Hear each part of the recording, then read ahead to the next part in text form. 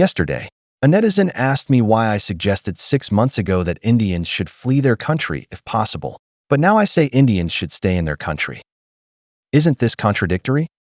I want to thank this netizen for paying such close attention to me. At the very least, he remembers what I said 6 months ago, which I myself can barely recall. However, his question is indeed worth discussing. In this video, we will explore whether to immigrate or stay in one's own country. First, I must clarify that 6 months ago, my advice for Indians to flee their country was genuine. Compared to Western countries, East Asia, Southeast Asia, and Middle Eastern countries, India is essentially a hellish survival mode for most regions. That said, India does have some well-developed areas, such as the southern states. Even so, if there is an opportunity, one should still leave India to develop abroad. Google CEO, Sundar Pichai, is from Tamil Nadu, where his family belongs to the local elite. If he had studied law or economics and entered politics, he could have thrived in Tamil Nadu, as his family has resources. However, if he wanted to pursue a career in the tech industry, he had to leave India for Silicon Valley, because India lacks a robust IT industry. No matter how much Indians boast about their outsourcing industry, it pales in comparison to tech powerhouses like the US and China. This advice applies to the wealthy. For the lower classes, as long as you can reach the US or other Western countries and stay, even working as a plumber or mover is more dignified than staying in India. Western countries respect manual laborers and offer good compensation. Running a small business in India is likely less lucrative than being a plumber in the US. This applies not only to India. If you are from Pakistan, Bangladesh, Sri Lanka, or Myanmar, leave your country if you have the chance. These places have lagging economic development. For the wealthy, staying offers many business opportunities. For the poor, opportunities exist, but are limited. It is better to go abroad and engage in low-level manual labor to secure your life's value and open new doors for your children. Second, my recent comment about Indians staying in their country was more of a sarcastic remark aimed at Modi and his supporters. If your country is so great and will become a superpower by 2047, with the world's best talent that every country is vying for, why not stay in India to build your homeland? With great talent, great leaders, and a great nation, why go around the world causing immigration crises and exacerbating social tensions? I advised Indians to flee India because I believe their country is a mess, though this is an extreme analogy. If you accept my view and recognize that India lacks a bright future, you should leave. However, if you are a fan of Modi and the BJP and believe India is a future superpower, you should follow your heart and stay in your country. There is no contradiction here. Third, let's set aside verbal debates and discuss rationally with specific examples about who should leave and who should stay. For ordinary people in poor countries, the lower your social status, the more you should leave.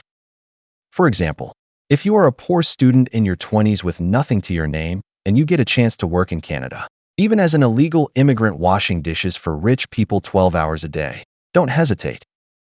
Go to Canada and wash dishes for a few years. You will find a way to stay. Washing dishes for a few years doesn't mean you'll do it forever. As long as you work hard, you can find opportunities to become a mover or mow lawns for locals. Your life will emerge from immense uncertainty and have a baseline 10 or 100 times higher than staying in India. If you are a doctor with some social standing in India, your income may indeed be less than that of a mover, plumber, or electrician in Canada. However, immigrating to Canada makes it difficult to obtain a medical license in the short term or secure a respectable job. Some people may set aside their pride and take up low-level manual labor, but I don't recommend this. Even if India has its flaws, it has its bright sides.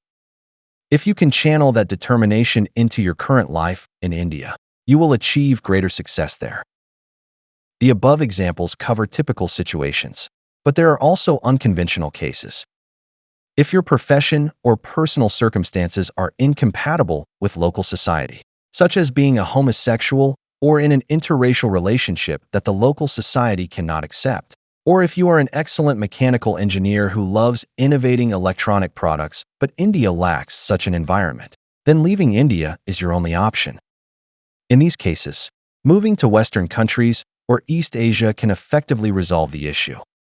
Similarly, if you have irreconcilable conflicts with local elites, making it dangerous to stay in India, or if you cannot tolerate Modi and the BJP's rule, these are all valid reasons to immigrate.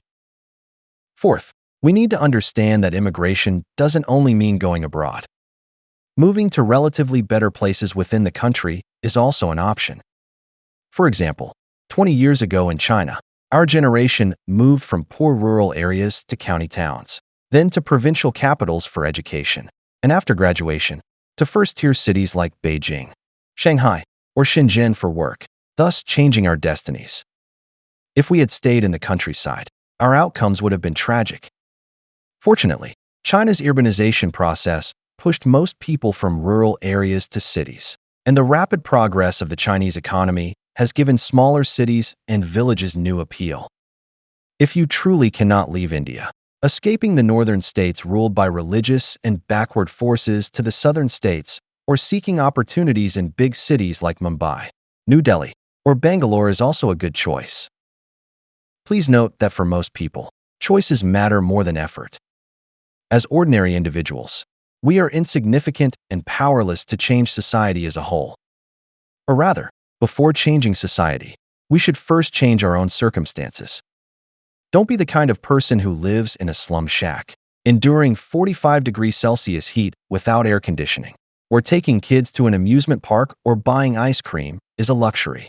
Yet comments on a second-hand computer or phone screen about the Bharat Empire's non-submersible nuclear submarines or cheers for the Agni missile that went missing after launch. Trust me, these are not the topics you should care about.